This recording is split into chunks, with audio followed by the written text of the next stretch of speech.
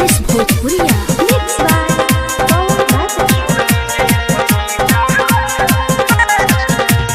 जहिया से राजा जी करा के लैले गावाना कहियो ना नसले ओढ़ना बिछावाना ए सखी जहिया से राजा जी करा के लैले गावाना कहियो ना नसले ओढ़ना बिछावाना साधु संत बनेला करेला माटी का रे साधु संत बनेला करेला माटी का रे हमर भातरा पिए बन बीटा बढ़े चोली में पपीता हमर भातरा पिए बन बीटा बढ़े चोली में पपीता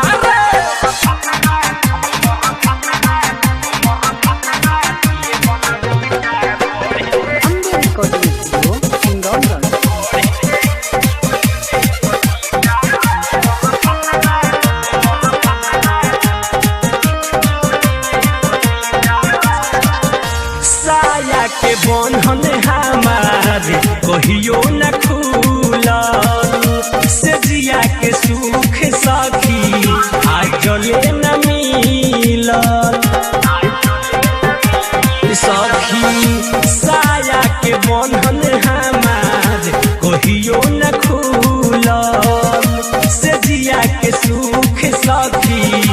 कहियो न मिलल जागले काटी रतिया खाली बतिया बनावे रे जागले काटी रतिया खाली बतिया बनावे रे हमर भातरा पिए बन बीटा बढ़े चोली में पपीता हमर भातरा पिए बन बीटा बढ़े चोली में पपीता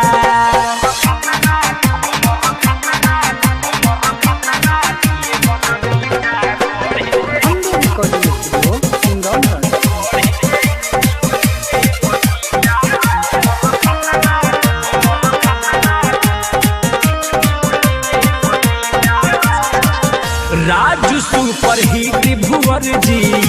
कैसन भतार बा एक राले निमन विजय नैहर के याद बा राजू सुपर हिट भुवर जी कैसन भतार बा एक राले निमन पवन नैहर के याद बा कही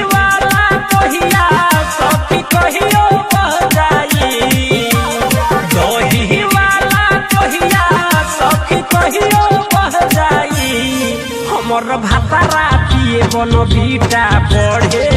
चोली में पपीता हमर भातरा पिए बन बीटा बढ़े चोली में पपीता। Ambe recording studio Simraungadh.